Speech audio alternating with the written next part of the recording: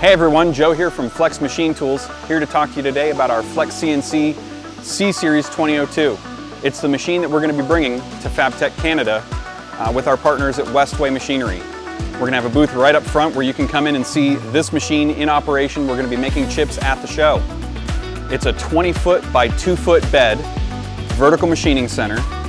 You can see it's an open concept, and so it's easy to load large parts or load a bunch of different parts all at once. Our spindle is going to be a 6,000 RPM, 18 horsepower motor, and we've got a 16-station tool changer on the back side of the machine. We've also got flood coolant and through spindle coolant standard on every machine.